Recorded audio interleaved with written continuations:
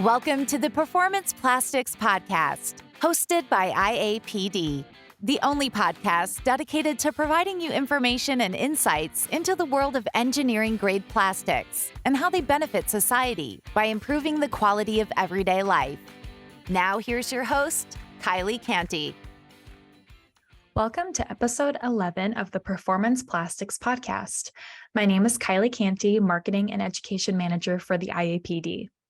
Today's episode is a women-to-women conversation featuring two successful women in the performance plastics industry, talking about how to be successful in sales, getting hired and trained in the industry, and taking the next step of your career in performance plastics. Please welcome our fabulous and informative guests, Sher'ron Underwood, General Manager at Polymershapes, and Whitecavage, Recruitment Specialist at Polymershapes, as they discuss their careers in the performance plastics industry. Okay, if you guys want to go around and just briefly introduce yourselves and how long you've been in the performance plastics industry, and what your position is, that'd be great. We can start with you, Sher'ron. Okay. Hi, my name is Sher'ron Underwood. I'm a general manager with Polymershapes, and I have been in the performance plastics industry. I just celebrated my 9-year anniversary last month. Woohoo! All right. Congratulations. Awesome. And my name is Whitecavage. I am a recruitment specialist here at Polymershapes, and I've been doing recruiting for about 6 months now. And before this, I was in inside sales. So I've been in the performance plastics industry for about 3.5 years now. Fantastic. So I'd love to hear a little bit more about each of your careers and being a woman in the performance plastics industry, and any career insights that you have. So Ellen, do you want to get us started with some questions? Yeah, absolutely. So Sher'ron, I wanted to ask you, where did you start in this industry and where are you at today? So my career was a little different from the fact that it wasn't kind of a straight ladder in the performance plastics industry. It was definitely more of a jungle gym. So I actually started off as a professional ballet dancer and danced for several years. Got to meet some incredibly creative people, toured around.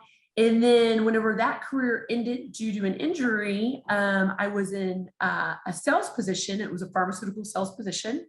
And then I was recruited into performance plastics. And obviously I've really enjoyed it. I've learned a ton and have been in the industry, like I shared, for about 9 years now. So that's awesome. I was a dancer too, by the way. I didn't know that about you.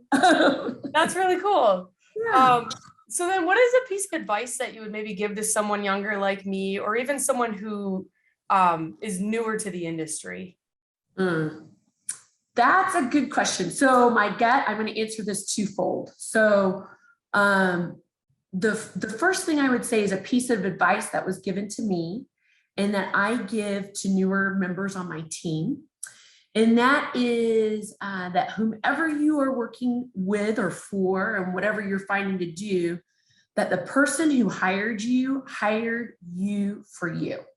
And to always remember that. So that it speaks to our authenticity and really knowing who you are. And I feel that sales and just the knowledge that we derive from performance plastics, the chemistry, the innovation, how we relay that message is really important, and to kind of stay true to yourself. So that was always a piece of advice that was helpful for me, and I find helps people that I'm working with that are newer to our industry. And then the second thing that I wish I knew a little bit and was kind of impressed upon me maybe a little more in my first year of performance plastics was that the learning is layered, right? So yes, so many applications and so many industries that we service, from healthcare to energy, aerospace and transportation. So that the learning is layered. It's going to take a little bit of time to get comfortable with everything. And I can't speak enough to what IAPD does from a training and a certification standpoint. That's been hugely helpful, and just developing the knowledge for my sales team, just to kind of have impactful conversations to where they really feel like a consultant for our customers. So that's been hugely beneficial. So those would be the pieces of advice. I know that was kind of a twofold. That's great. No, and I love how we do the Women in Plastics, like the workshops that we went to in Charlotte. That was wonderful, just getting to meet people in the industry and people. We have a lot of impressive. Yeah, we have a lot of impressive people in our industry, so it's nice to just hear their sound bites and feedback and experiences, and IAPD, especially for women, lays a great groundwork for that.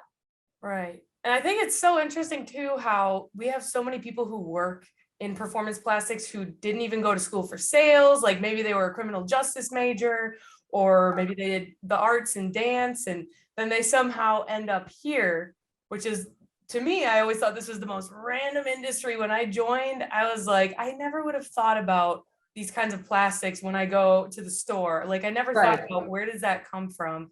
Who makes that? Someone has to actually cut that and set it up.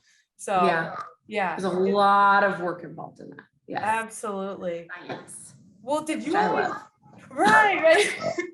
So did you always know that you might end up in an industry kind of like this, or what were your plans? No, I started my ballet career very young, and I had an opportunity to live in Canada and in Europe for a little bit and on the East Coast. Wow. So I wouldn't have traded that for a million years. Great. But whenever they say poor, starving artist, they are not kidding, right? It's real. It's real. So I was very fortunate. I rehabbed an ankle injury and actually received a BFA in dance and a minor in chemistry from the University of Oklahoma. And I always thought, man, I'd really like to go pre-med or something like that. And a family friend of ours said, with your personality, you should go into pharmaceutical sales. And so I cannot say enough about really having a connection with the people that you're interviewing with or working for, because those individuals are going to kind of set your career up for success. So after I had my shoulder surgery and that kind of ended my ballet career, I started interviewing with pharmaceutical companies, and I found a manager that I just really respected. I still keep in contact with. His name is Bob Dempsey, and he was very influential in just my management style, and then my overall kind of outlook on sales. And then from there, when you hear these stories in pharmaceutical sales, like, gosh, I'm constantly being realigned. I love my job, but there's not a lot of, it can be kind of dicey. Like you're literally sitting by the phone every 2 to 3 years. Like, am I waiting for a call? Am I still going to have my territory? Am I still going to have my customers? And I got just kind of a little weary of that. The pharmaceutical sales industry provided me a lot of opportunities, both on the sales and development side, personally. And then I had marketing experience and was on a lot of bubble assignments. And I was very fortunate because I had some great, strong female role models like Ashley Diaz-Granados and people who really were giving me a shot. I was a ballet dancer, so it was kind of an out of the box type thing whenever I came to them. But then I kind of had mentioned to a friend in passing, I was like, I'm so tired of sitting here waiting on the phone to see if I have a job. I need to get into something else. I don't know what it is, but I need to look at some other industries. And he happened to mention that to a mutual friend that we had. And so it was like networking, how I got into, performance plastics. And this mutual friend arranged kind of like a meeting with Jim Cooney, who was my hiring regional director. And he was wonderful. I was very impressed with him coming from a pharmaceutical sales background. He was very organized. He had great executive presence, good financial acumen. And I was like, I wonder what this is all about. And then whenever I learned the innovation and the science and all the chemistry that goes into everything that We do. I was definitely interested. And so I kind of kept in contact with Jim, and that's how I got into performance plastics. So, Oh, that's awesome. yeah. He's great. He is. He's a wonderful person. Yes. Yeah, it's funny because like even this industry, I know when I first joined, which obviously wasn't that long ago, but people would ask me, what do you sell? And I was like, I mean, I guess it's like the plastic that goes in airplanes and stuff like that. And it's so funny how now we can speak so much more to it with so much more excitement, like, oh yeah, like secure IDs and boats and this and that. Yes. And that. Yeah. It's crazy. Yeah, so I love how like this stuff, you can find it everywhere. It's not going out of style. Again, it's such a random industry that like you never probably would have thought you'd get into. I never would have No. thought. And yeah. And I just, especially with the people in our industries and then our end users, our customers, Yeah. I really enjoy the interactions that I have, from a senior leadership all the way down to the gents and gals that work in our warehouse. It's very varied. So there's not a lot of monotony. You're constantly learning, and being challenged. So I really enjoy that. Awesome. I'd be curious to, oh, sorry. No, you I'd be curious to hear, Ellen, how you describe your job to like your family or your friends that, in this day and age when plastics can get like a bad rap, how do you, being in the industry for 3 years, describe what you do to them, like at Thanksgiving dinner? Yeah, absolutely. So I know I always start with saying that I work for a plastics distribution company. And then I tell them it's not the single use throwaway plastics, like the plastic bags, the water bottles. It's not any of that.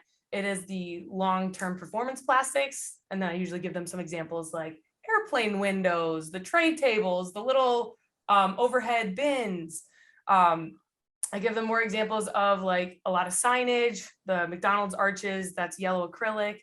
And then I always bring up, especially now, the COVID barriers that you would see at the checkouts at stores, and just kind of giving them some of those more everyday applications that they've seen. I don't always get into the film side of it because I could go down a rabbit hole there too, like, packaging, IDs and all that. But yeah, I usually start with the basic airplanes, COVID shields. And people seem to catch on and understand like, oh yeah, okay, those plastics, I suppose those are everywhere. And then it's funny too, because sometimes like I'll go to the store with my mom or someone and I'll see like a POP display sign and I'll start feeling it like, oh, I think that's foam PVC maybe, or maybe that's foam board, I'm not sure. So it's funny because I've definitely, when I first got the job, my manager in Orlando, we went to Starbucks. It was right after I got the job. We went to Starbucks and the order ready pickup sign that was hanging from the ceiling, he pointed at it. He's like, you see that? That's made out of our stuff. And I was like, oh, okay. And he's like, this industry is going to ruin you wherever you go because you're going to be feeling everything and looking. Oh my gosh. And here you are, you're like at Ralph's and you're like, yep. Wait a second. yeah, I look like a crazy person. It's fine though, because it's exciting and it's stuff that, it's cool. It's everywhere. It's not going out of style. And that's what I love about it. So, but yeah, Sher'ron, I did want to ask you too, just because, you've done the hiring and you've got an intern there who is super wonderful. So I wanted to see, what do you think the most important trait it is to be successful in sales? So that's a really simple question, right? Yep. Like a complex answer. So I think there's multiple traits. Like I said previously, I feel that sales is really a science and an art. So I would say I think about this all the time. I think about this actually. Yeah. And I, in my planner, I'm a very kind of task-oriented person. I believe in lists. I feel great whenever I cross it off. And I actually write in my planner the 5 traits that I think are important, just not only in sales, but just in life, right? And those are, one, you have to be determined, ready to do the work and grind, right? To be successful in anything that you find to do. I think the second thing would be to be hungry, be curious, ask questions, always be ready to grow. I feel like that's very important. The third thing would to be humble, right? Yep. So we start getting these successes and things, just realizing, even a difficult and challenging conversation, whether it's with a customer or personally, like, hey, my ego is not necessarily always my amigo. I love that. Yeah. I've never heard that one before. Yeah, it's really important, I feel, to remember that, right? So to be humble, right? So with that determination, we're being hungry, we're being humble. And then the next thing I would say is consistent excellence, that you're striving for that every day. We can get really bogged down in the whirlwind of activity, or that homeostasis that we have to find to make the day-to-day work, right? But if you try to do, a couple of things each day, consistently with excellence, you're just going to go and off the charts and whatever you find to do. And then the last thing I would urge people in sales to be successful would be to think about the 5 people that you interact with the most, right? Whether it's a friend or family members, and make sure, because those 5 individuals are really going to impact like the vibrations you're giving off as a human being, on the planet, and then how you're handling obstacles and your successes. So I would urge you to really evaluate those relationships because they are either going to enhance your overall experience, or you might get a little bogged down. And it's okay to create some healthy boundaries with people that you might have to deal with on a day-to-day basis. If you find that they're not influencing, you in alignment with the things that you're determined to do and the successes you're trying to find. So that's a complex answer, right? I liked it, but no, I've heard that before about how you are the average of the 5 closest people to you. And I think I really believe that. It's so important to remember, because that's why, like, growing up, our parents always, my parents did, they always stress the importance of having good friends, like people who are not going to persuade you to get into the wrong kind of things. Right. So that brings up another question though, too.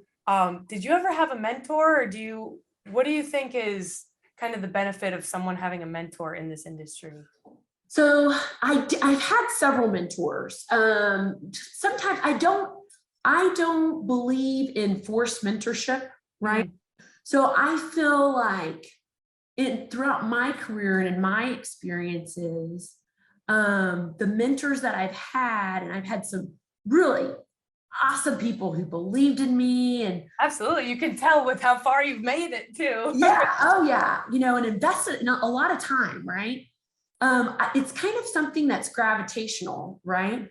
I can say, and I learned this in ballet. One of my main mentors in ballet was Molson Larkin, who's one of the 5 famed Indian ballerinas and a huge star with the Ballet Russe, and wonderful lady. And you can have role models or people with qualities that you admire, and you really need to kind of sit back and analyze. Like in dance, we're like, ooh, and Ellen, you'll know this. You're like, ooh, I like the way that they do that. Yep. You their style kind of matches mine. Yep. Yeah. You put it in your pocket and you're like, I may need that someday, because nobody has like a patent on a presentation style or a way that they engage people with empathy. Like Tasha Wood is one of the most personal, most empathetic, absolutely, managers ever.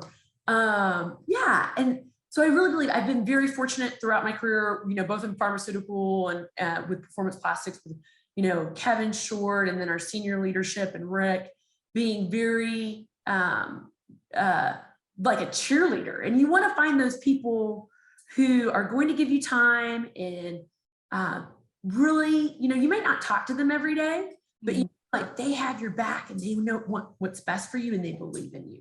And I believe that you're naturally drawn to those people from a mentorship perspective.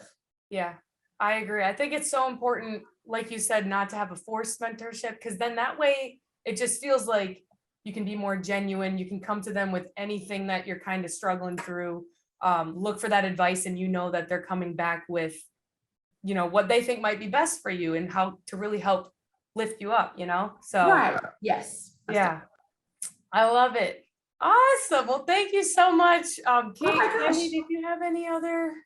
No, I think you guys knocked it out of the park. Do you have any last bit of advice that you want to put out into the universe for anybody in the performance plastics industry? Very general, but Mom does.